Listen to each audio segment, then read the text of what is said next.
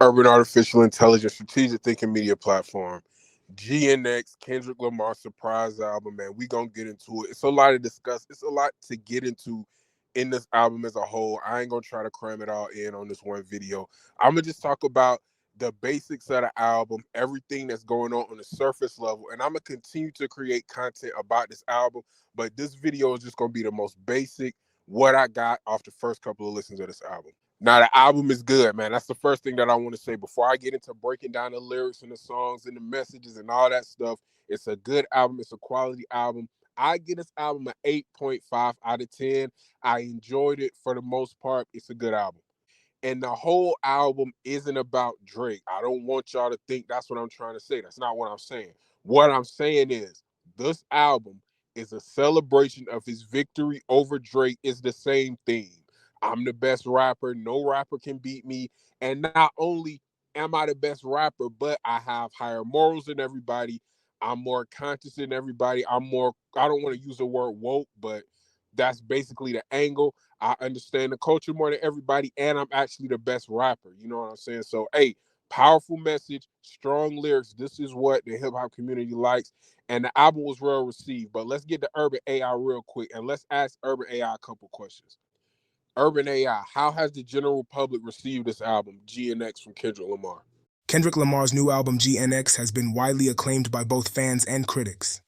The album, which was released as a surprise on November 22nd, 2024, has already set impressive streaming milestones, garnering 74 million Spotify streams on its first full day.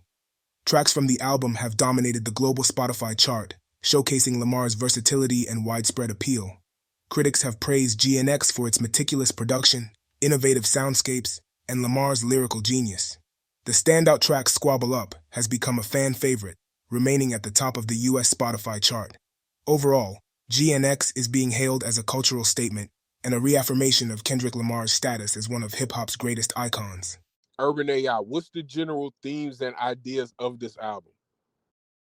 GNX delves into a variety of themes and ideas, showcasing Kendrick Lamar's lyrical prowess and storytelling ability, personal reflection, and critique. Tracks like Waxed Out Murals explore Kendrick's personal struggles, feelings of betrayal, and his reflections on his career and legacy. He addresses his rivalry with Drake and perceives slights from other industry icons, cultural and musical heritage. The album is a love letter to Kendrick's native Los Angeles, incorporating G-funk sounds and paying homage to the city's distinct musical heritage. Industry politics and fame. Kendrick addresses the complexities of success, industry politics, and the challenges of maintaining authenticity in the face of fame. Overall, GNX is a mosaic of Kendrick Lamar's experiences, critiques, and reflections, making it a compelling and multifaceted album. Now, if you a car enthusiast or you like cars or you into cars, you know what a GNX is. I seen some people on Twitter having conversations, making it sound like everybody knew what a GNX was, and people was just supposed to know what the album title meant just because the car was on the cover. A GNX, a Buick Regal, is not a super popular car like that. All right, it's not like a Lamborghini or a Ferrari or a Phantom where everybody just knows what it is. Some people don't know what a GNX is. It's a car that came out in 87. A 21, 23, 22, 18, 15, 16-year-old probably don't know what a GNX is, man, and that's okay. So, Urban AI, what does the title of the Kendrick Lamar album GNX mean? Give us the meaning of the title of this album. The title GNX refers to the 1987 Buick Grand National Experimental, GNX, a high-performance car. Kendrick Lamar has a special connection to this car, as he was born in 1987 and was driven home from the hospital in a Buick Regal, the parent model of the GNX. The album cover features Kendrick leaning against a GNX, emphasizing this personal connection. It's a nod to his roots and the influence of his family, especially his father, who introduced him to rap music while driving him around in that car. The GNX is also known for its speed and performance, which Kendrick seems to parallel with his own career and lyrical prowess. Okay, now we got that out the way. So let's get into the meat and potatoes of this album, all right? Look, again, I'm not saying this album is about Drake. I'm not saying Kendrick. I'm not saying this is round two. I'm not saying any of that.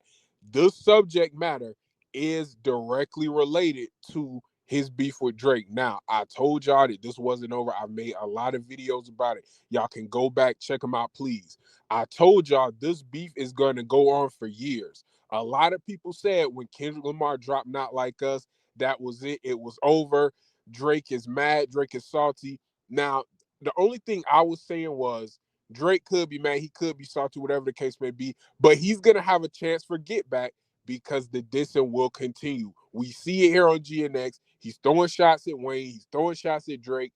This is a continuation of Not Like Us in an album form over the West Coast soundtrack. It's hard. It works.